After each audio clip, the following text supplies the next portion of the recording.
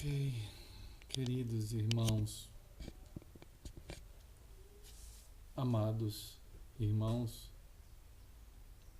mais uma vez estamos juntos aqui um pouquinho, compartilhando aqui da palavra do Senhor e temos andado juntos,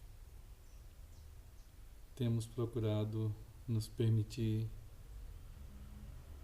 ser guiados, moldados pela palavra do Senhor, e tem sido uma grande bênção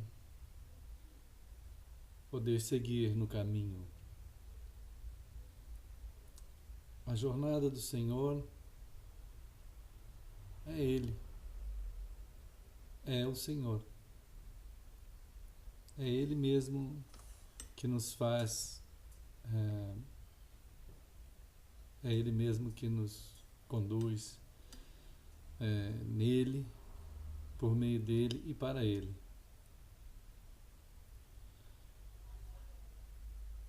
Há um chamado do Senhor para que o seu povo ouça, para que o seu povo seja dele, E isso é claro no chamado de Deuteronômio 6, no capítulo 6 de Deuteronômio, versículo 3, quando Deus, o Senhor, o Eterno, Ele chama o seu povo, que Ele formou. Senão não existiria o seu povo. Senão o seu povo não tem como ser o povo do Senhor, se não fosse gerado por Ele. A palavra do Senhor, naquele começo, naquele início, para procurar dar a esse povo a condição, a estrutura exata, necessária para percorrer a história, percorrer o tempo, o espaço, para que pudesse e possa cumprir o ministério que é dado por Deus mesmo, pelo Senhor mesmo. Então, formar o caráter de Deus nesse seu povo, formado pelo Senhor, o Eterno, o Criador, que busca o ser humano com amor, que formou uma nova e forma uma nova pessoa, pelo seu poder, pela sua graça. Então, em Deuteronômio 6 está assim escrito: ouve, pois, ó Israel, o Senhor, quer dizer, o Eterno, teu Deus, de fato, Ele é o Deus para o seu povo. Para o seu povo, só pode haver um Deus. É claro, para muitos povos, todos os outros povos da Terra, todas as outras nações e povos e línguas, o ser humano está lá naquele estado de confusão, de engano, e tendo gerado dezenas, centenas, milhares e milhões de deuses. Evidente que só há um Deus, o único Senhor, que se apresenta agora ao povo que Ele mesmo formou. E tirando aquele povo de uma terra, de uma situação da ignorância, da escravidão, Ele chama com amor romântico, com amor eterno, esse povo.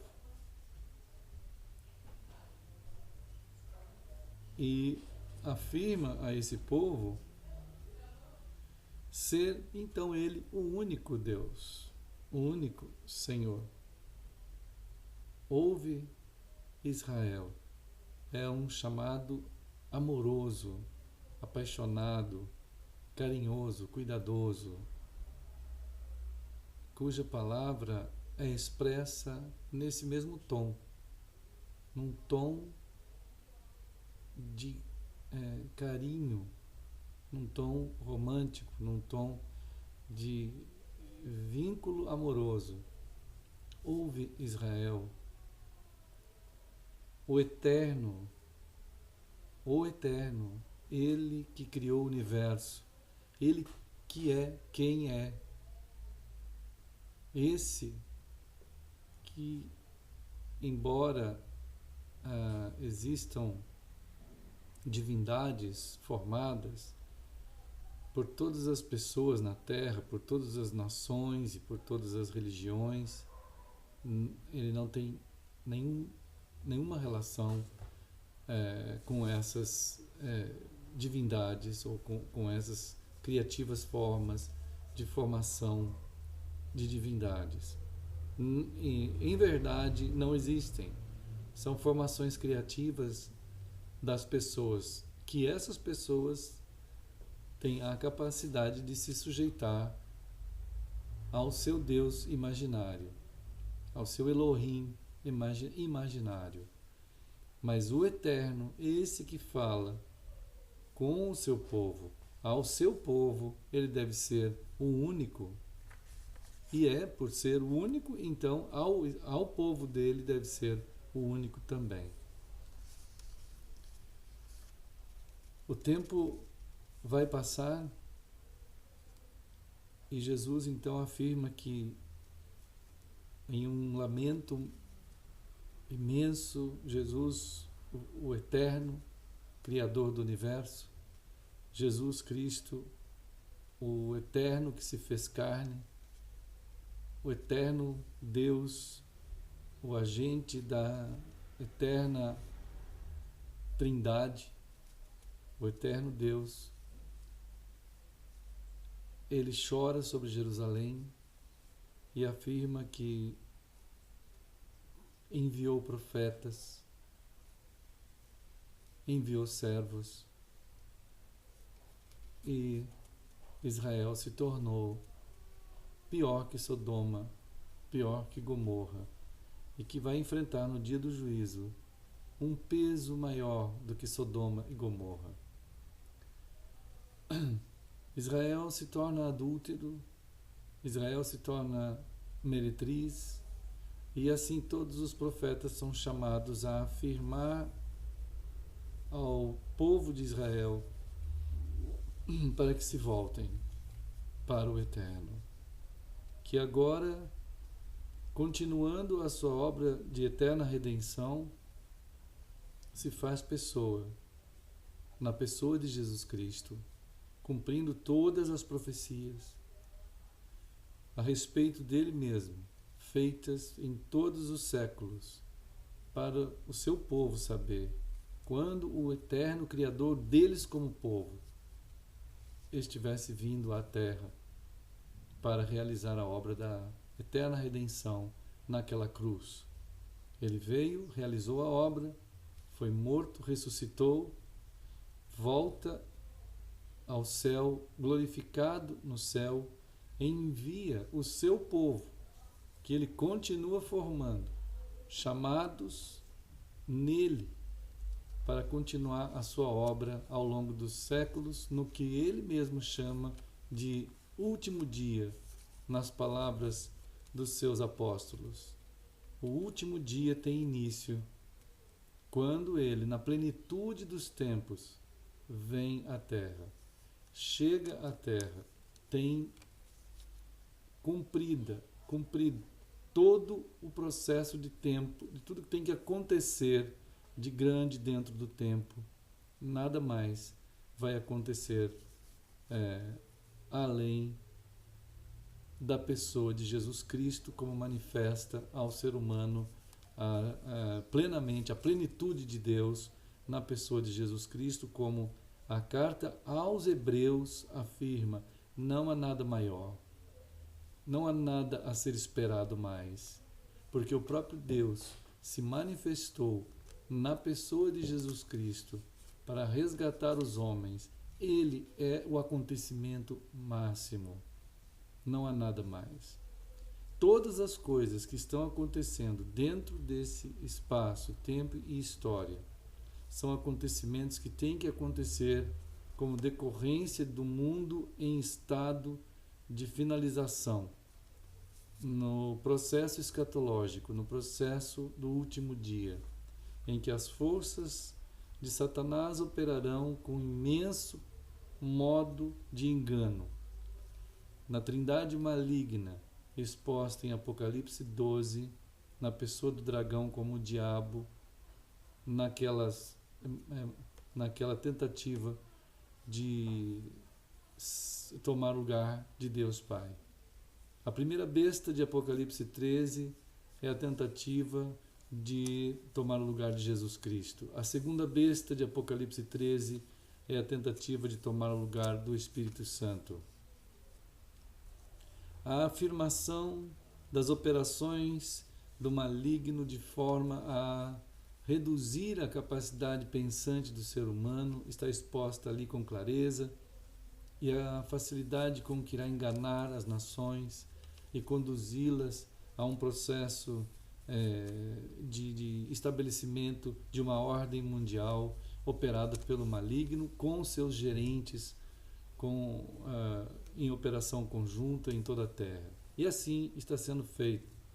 Ao mesmo tempo, o Senhor envia os seus anjos para o toque das trombetas e a abertura dos selos, em que as operações dos anjos são derramadas sobre a terra em operações de todo nível, dando início nesse último dia, nesse último tempo, desde a vinda de Cristo até a sua vinda para o julgamento final da grande batalha de Armagedon, em que as operações, no meio de todas essas batalhas de Armagedon, a gente vai estar caminhando no meio de tudo isso como o povo de Deus, chamado por Deus para ser dele a ministração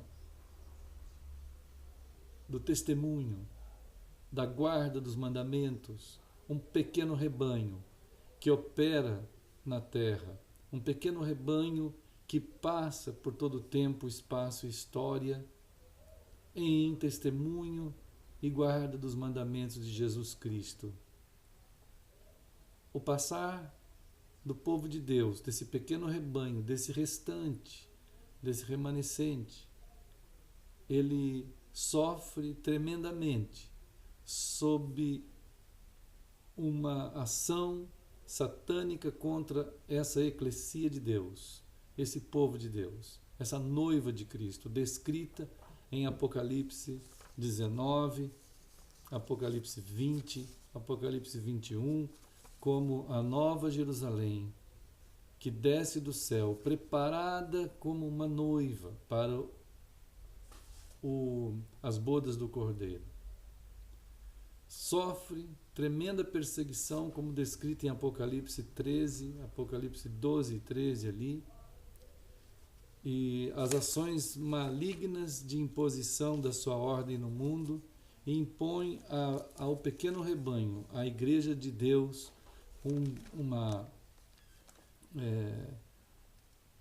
um estresse extremamente grande. Mas ela é o candeeiro de ouro nas mãos de Jesus Cristo, conforme descrito pelo Senhor em Apocalipse 1, na revelação a João, preso lá em Pátimos. O Senhor Jesus segura o seu candeeiro de ouro, as eclesias do Senhor que estão espalhadas por toda a terra, esse pequeno rebanho que está em toda parte, esse rebanho que é identificado pela marca do Espírito Santo em suas vidas. Essa é a marca de Cristo na vida dos seus, que conduz o Espírito Santo, nós mesmos, por todo o tempo, espaço e história, a entregar-nos diretamente às mãos de Cristo quando chegamos no céu. Essa eclesia de Deus é a noiva sendo preparada, que está encaminhada dentro do ambiente do tempo, espaço e história, no meio das batalhas, da batalha de Armagedon, em que todo o processo de batalha ocorre. Em meio a tudo isso, conforme descrito em Apocalipse 18, ocorre o surgimento da grande meretriz. A grande meretriz que é todo aquele movimento que se parece com Cristo, que se parece com o cristianismo, com ser cristão, mas é um cristianismo. É um cristianismo sem Cristo, é um cristianismo sem cruz, é um cristianismo sem palavra de Deus, ou misturado, em que a palavra de Deus está ali misturada no meio de todo o aparato de semelhança e de união com o Estado, com as formas que esse mundo impõe. É um tipo de igreja, é uma igreja falsa, é uma igreja que não é a eclesia de Deus, mas parece e tem nome de igreja, e tem a forma que é aceita pelo ser humano como igreja, aceita por aqueles cristãos que nasceram e viveram e são formados nesses ambientes como sendo igreja. Ela está adúltera com o Estado, ela adulterou com o Estado, ela se mantém dominada pelo Estado, ela usa todos os benefícios do Estado, ela está conjugada, casada com o Estado através de processos legais. E, no entanto, ela quer ter os nomes e os benefícios de Deus, usando o nome de Deus, palavra de Deus, orações a Deus, mas não tem a forma que essa mesma palavra diz e afirma que ela deve ter. Não tem o conteúdo que essa palavra de Deus afirma que ela deve ter. Ao contrário, ela se mantém sem essas características da palavra de Deus, no entanto, usando a nomenclatura e a semântica da palavra de Deus, enganando multidões, como afirma capítulo 17 de Apocalipse e capítulo 18. Ela está sobre as multidões, isto é, sentada sobre muitas águas. Haverá um momento, e esse é o juízo que o mundo vai exercer, o próprio mundo vai exercer sobre a meretriz que está no mundo, sobre o cristianismo sem Cristo que está no mundo. No versículo 16 afirma que os 10 chifres, isto é, todos os gerentes da besta que estão sobre a terra, todos os governantes que estão sobre a terra, que estão a comando de Satanás, estarão percebendo e vendo, e isso se torna no estômago do mundo tão enojado, faz tão mal para o próprio Satanás ver aquele ambiente chamado igreja e toma uma aversão tão grande que diz o texto que esses odiarão a meretriz.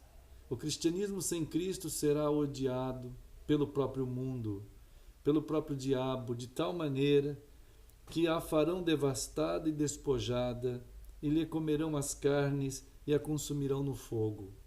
Quando isso acontecer, e de alguma forma já começa a haver um movimento em muitas partes, que o próprio mundo já não suporta mais a quantidade de iniquidade promovida por esses ambientes que se chamam de igreja e não são.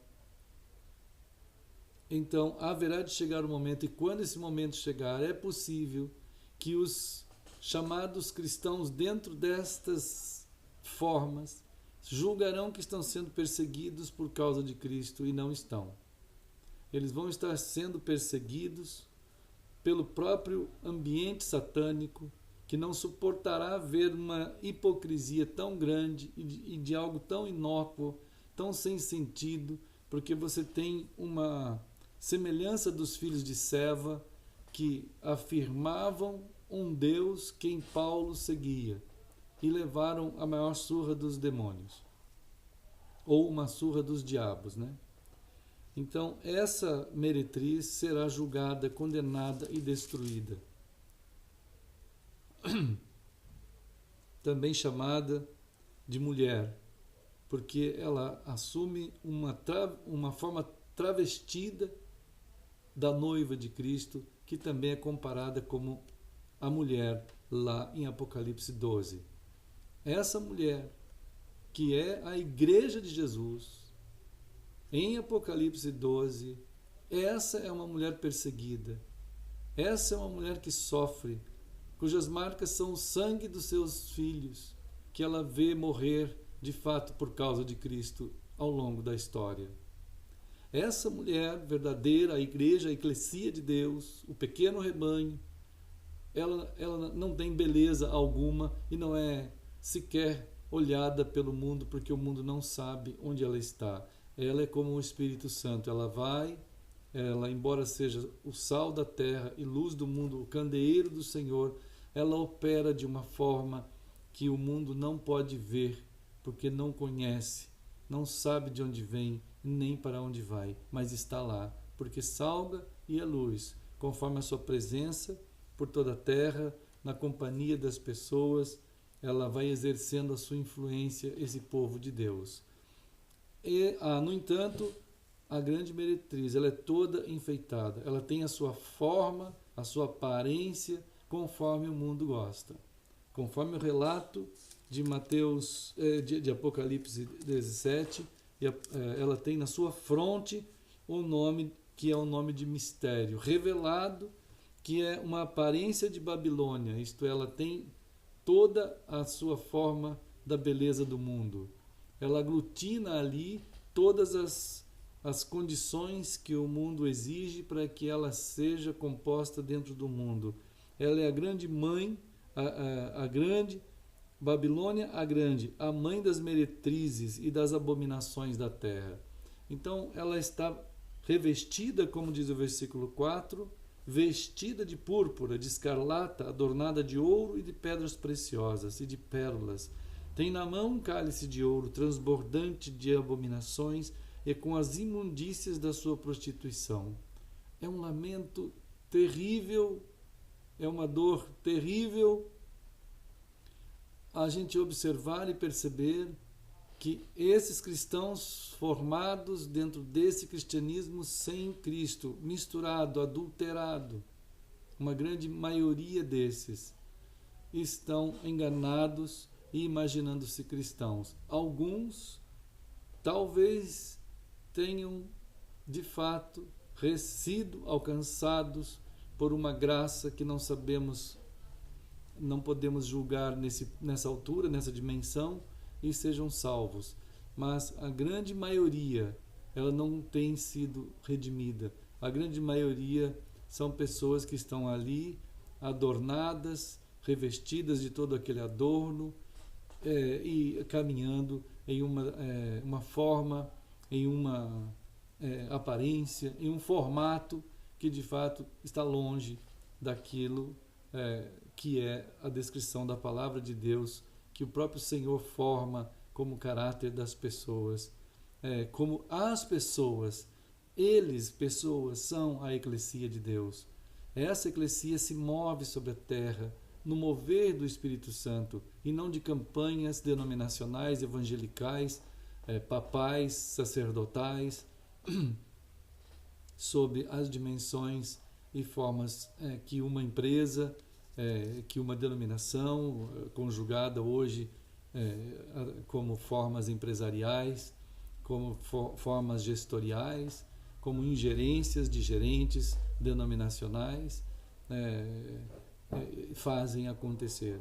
Esses ornamentos, esses adornos, têm trazido a esses cristãos dos dias de hoje uma desgraça extrema, porque estão caminhando, se envolvendo cada vez mais com os projetos e os propósitos e os alvos e as metas e diversas formadas dentro desses ambientes como com nomenclaturas cristãs, conduzindo multidões ao equívoco, ao erro, ao inferno. Uma certa vez Jesus disse aos fariseus que eles deviam tomar extremo cuidado, porque naquele extremo engano deles, de usar as Escrituras, tendo-as recebido como oráculos, no entanto não as viviam como deveriam viver. E quando alguém se tornava parte daquele movimento deles, essa pessoa estava se tornando 2 vezes mais filho do inferno do que antes. Então nós estamos vivendo hoje, nesse último dia de Jesus, nesse hoje que começou com a vinda de Cristo, até o dia de Ele voltar, esses cumprimentos de Apocalipse 17, 18, em que as operações do maligno, conforme Apocalipse 12, 13, estão em andamento, conduzindo essas multidões a esses erros. Chamar Israel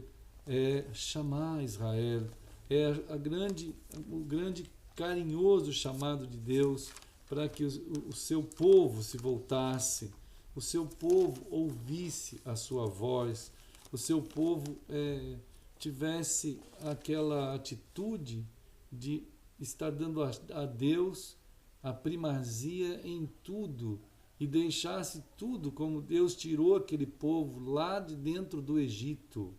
Eles não tinham mais nada para levar com eles. E é assim que deve ser a caminhada do povo de Deus sobre a terra. Nós estamos sendo conduzidos a estar em meio às nações, vivendo em meio às pessoas, sendo a eclesia de Deus que está espalhada por toda parte, para que, sendo conduzidos, sendo orientados pela sua palavra somente, tendo os servos de Deus, os pastores que Deus tem chamado para cuidar do seu povo, orientando, cuidando desse rebanho de Deus, dando-lhes a palavra do Senhor, e todos podendo seguir, cada um em seu dom, em sua ciência, em sua operação de sua vida, ele possa ser bênção, apresentado ao mundo apodrecido, como está aí, como Deus apresentou a Abraão, no capítulo 12 de Gênesis, ele apresentou todo o capítulo 11 a Abraão, isto é, todas aquelas nações apodrecidas, todas aquelas nações sem vida. Então Deus chama Abraão e por 5 vezes, em Gênesis 12, de 1 a 3, numa redundância santíssima, Deus afirma e deixa saber a Abraão que Deus o chama para que ele seja o toque da bênção. Ele, Abraão, como nós somos chamados em Cristo para sermos o povo santuário, o toque de Cristo a essas multidões que estão aí perecendo. A pessoa, você que está aí sendo chamado por Jesus Cristo a ter vida, que só Ele pode dar. Após essa vida, nós somos chamados para as boas obras que Ele preparou para que andássemos nela, conforme diz Efésios 2.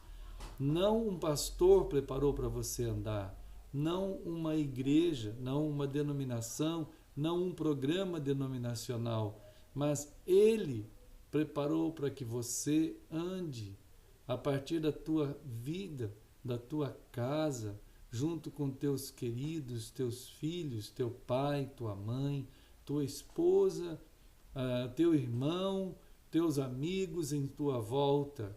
E então, havendo salvação nesses lugares, essas pessoas serão os chamados e serão a eclesia de Deus, que também percorrerão por toda essa história da sua vida, a história nova agora que Deus te colocou nela, a história de Deus sendo traçada e escrita por Cristo por todos os séculos, e que nós somos chamados a estar nele, por meio dele e para ele, sendo a eclesia de Deus o anúncio da santíssima convergência como diz Efésios lá no capítulo 1, que de tudo em Cristo, porque tudo foi feito por Ele, por meio dele e para Ele.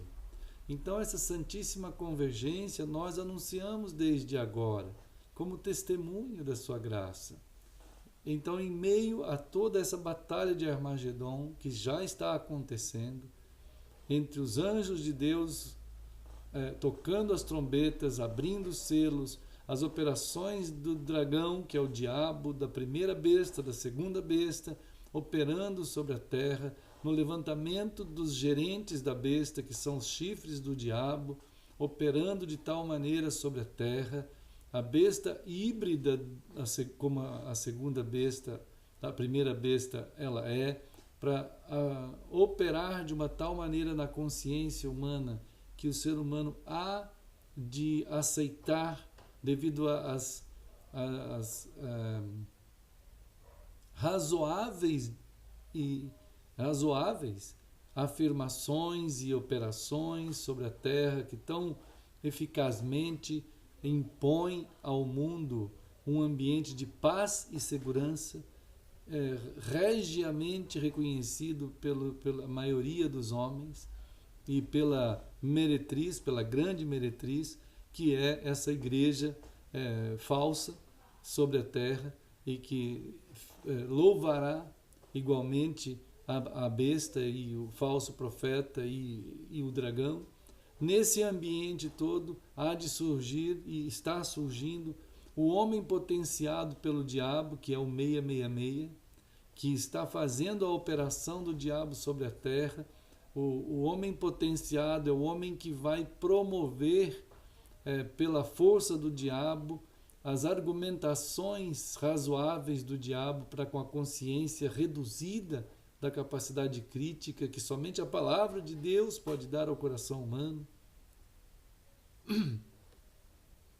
Hebreus afirma que a palavra de Deus é viva e eficaz e que a palavra de Deus ela penetra em toda a profundidade sagrada do ser humano e promoverá nesse ser humano, nesse coração humano, a grandeza da possibilidade da cura de Deus em toda a sua estrutura e dando a esse ser humano a condição da elevação da sua mentalidade de tal maneira que ele terá a capacidade crítica, como os bereanos puderam comparar tudo à luz da palavra.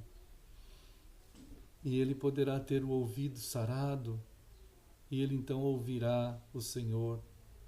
O amor do Senhor será ouvido, o chamado em amor de Deus será ouvido, e ele então se tornará de Deus e se preparará como noiva que se prepara para o grande dia das bodas do Cordeiro. Nós estamos vivendo dias de adulteração tremenda das coisas, dos significados, dos propósitos, dos sentidos, dos destinos. As pessoas já não sabem. Elas estão reduzidas a quase nada. A falsa igreja que anda sobre a terra, ela é hiperativa. Ela não para de fazer coisas, ela só se realiza em cumprir metas. E assim ela corre atrás das metas. E ainda ora por essas coisas. E ela perdeu de vista, de longe, muitos já por não terem nem nascido de novo, ou outros que estão misturados ali, tendo nascido de novo, mas estão atolados naquele tipo de hiperativismo. E todo esse aparato montado, com toda essa elegância, com toda essa grandeza de beleza montada que ao ser humano parece grande, serão seduzidos até o dia da sua destruição, pelo próprio mundo, pelos próprios poderes do maligno.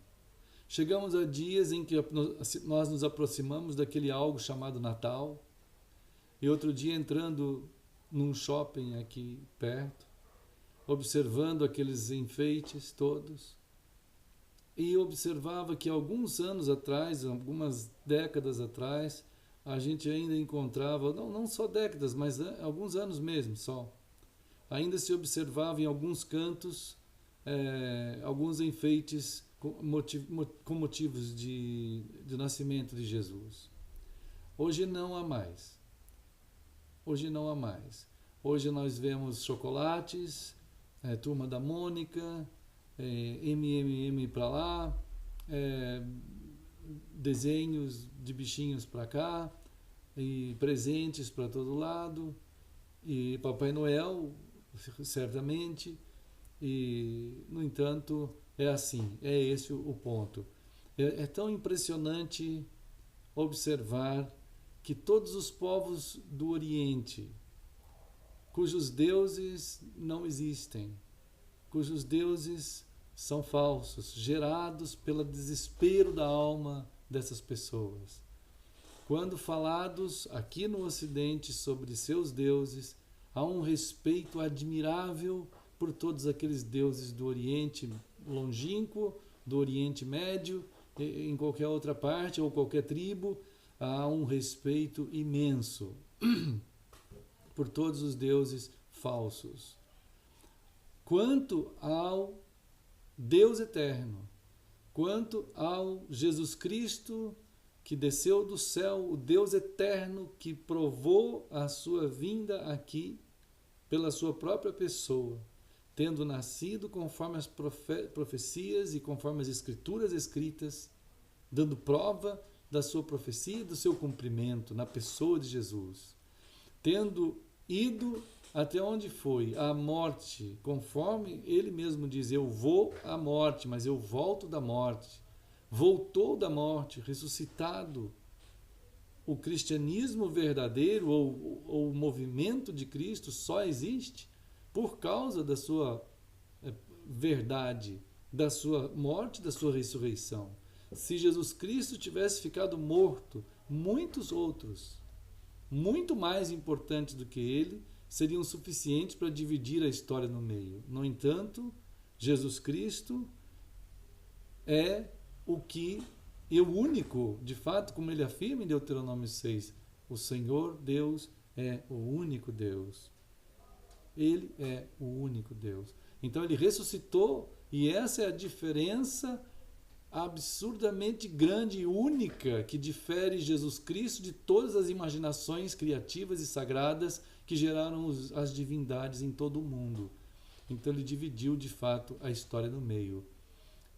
Tendo sido enviado os seus apóstolos e discípulos, a Eclesia de Deus, mesmo em meio a toda essa perseguição, alcançou a África, alcançou a Europa, e todo aquele processo de limpeza da vida do ser humano, do caráter humano, começa a acontecer. E então as nações começam a surgir sobre essa grande base da palavra de Deus.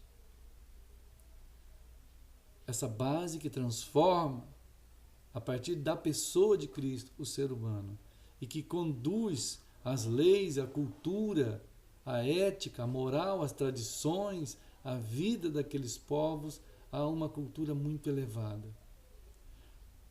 No entanto, os séculos foram passando e pela própria formação de elementos tão elevados de raciocínio, as gerações mais atuais começaram a imaginar que não seria necessário qualquer vínculo com a pessoa de Jesus Cristo e cortaram cabalmente essa relação de tal forma que nós chegamos hoje a determinados lugares no Ocidente que Jesus Cristo é tido em uma escala extremamente menor do que qualquer uma dessas divindades geradas pela imaginação do ser humano ao longo de toda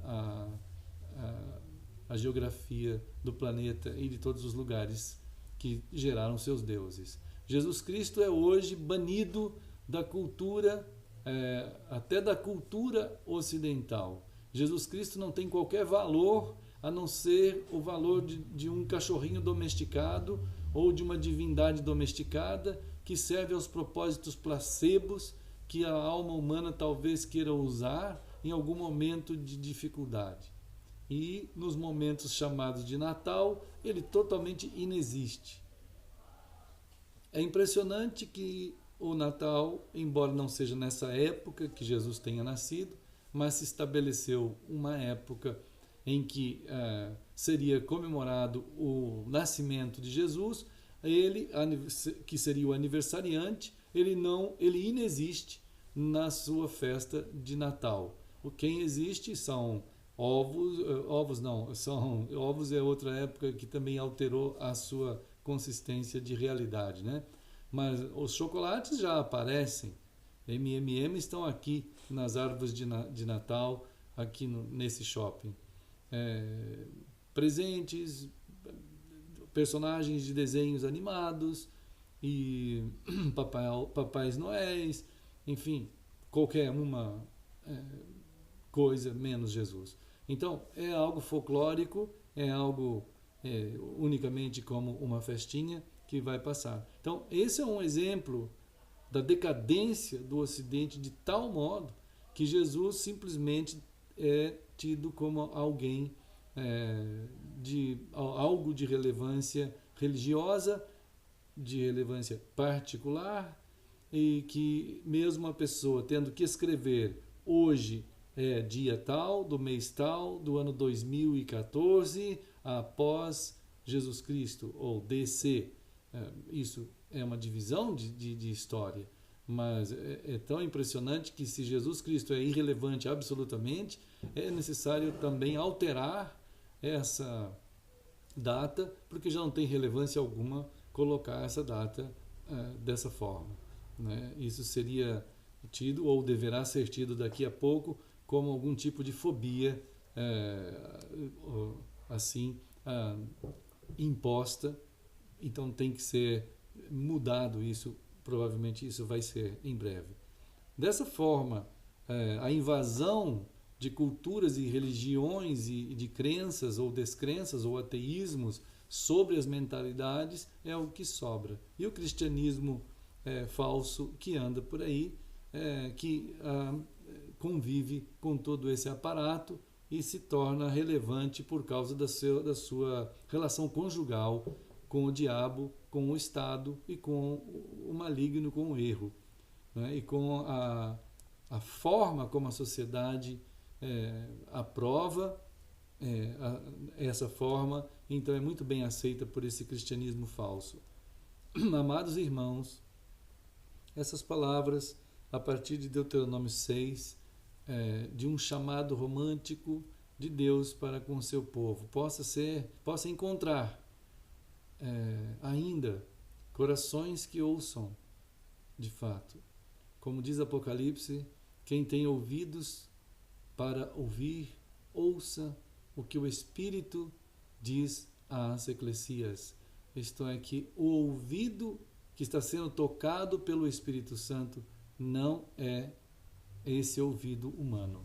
É o ouvido que é preparado pelo Espírito Santo para que o seu chamado seja dado àquele ouvido. E quando a pessoa ouve esse chamado do Espírito, ele é chamado a se arrepender. É o arrependimento dos arrependidos. É a conversão dos convertidos, que está em Apocalipse 2 e Apocalipse 3. É um chamado às eclesias de Deus. Se de fato é uma eclesia de Deus, se de fato você faz parte dos chamados de Deus, você e eu, nós estamos sendo chamados ao arrependimento, a uma volta à palavra de Deus. O Senhor tem nos chamado a nos arrependermos. Lá em Apocalipse 2, em Apocalipse 3, não é terrível isso? É a grande bênção para nós no último dia. O Senhor está chamando o seu povo a se arrepender. Jesus, certa vez, a uma dessas cartas, ele diz: eis que eu estou à porta e bato. Se alguém ouvir a minha voz e abrir a porta, eu entrarei em sua casa e cearei com ele e ele comigo. Jesus já estava tão longe da eclesia. Ele estava longe, lá fora, tentando voltar e entrar. Mas era preciso que as pessoas, a eclesia de Deus, ouvisse a sua voz novamente. Abra a porta da sua casa, da sua vida. Quantas vezes eu usei esse versículo para falar com pessoas não cristãs? Por muitos anos, mais de 20 anos, eu usei esse versículo assim. Nos últimos 15 anos, o Senhor misericordiosamente me alcançou pela sua palavra, me mostrando que eu já tinha lido centenas de vezes, que era para mim esse versículo, já arrependido, já convertido. E então eu percebi, pelo ouvir a palavra do Espírito, que eu precisava me arrepender e me converter e deixar as mancomunações com o Estado, as mancomunações com a beleza daquilo que pudesse construir com minhas mãos ou com as mãos denominacionais, com as mãos de um cristianismo montado pelo homem, que está mais valorizado que Cristo e a sua palavra. E voltar-me para o Senhor Jesus e deixar que Ele conduza a minha vida de chamado por Deus para pregar a palavra dEle. E assim o Senhor me chamou há 35 anos atrás. E Ele continuou e continua me conduzindo em sua palavra. Hoje o Senhor tem nos levado a ser moldados pela sua palavra, a sermos lidos pela sua palavra e a falar aos seus, para que os seus também ouçam a sua palavra e também possam ter a bênção e a oportunidade de se arrepender e se voltar para o Senhor Jesus, para que Ele dirija a sua eclesia de fato, como somente a palavra dele diz que essa eclesia deve ser, conduzida como família de Deus. Efésios afirma isso. Casa de Deus, templo de Deus, santuário de Deus, é o povo que é o santuário. E não é para estarmos perdendo tempo com outras coisas ou imaginações que possamos criar, a não ser a única preocupação nossa deve ser em amar o Senhor Jesus e querer que Ele faça da nossa vida vidas de bênçãos, como Abraão foi chamado a ser bênção 5 vezes para com aquele mundo perdido de Gênesis 11. Assim como o nosso mundo está, nós somos chamados a estarmos sendo bênçãos ao amados, ó povo de Deus, chamar Israel, Yahvé Elohim Echad, Yahvé. Ele é o único Deus. Ó Deus, misericórdia de nós, possamos ser em Tuas mãos, o Teu povo. Abençoa, Senhor, todo o Teu povo, para que ouçamos a Tua voz. Em nome de Jesus. Amém.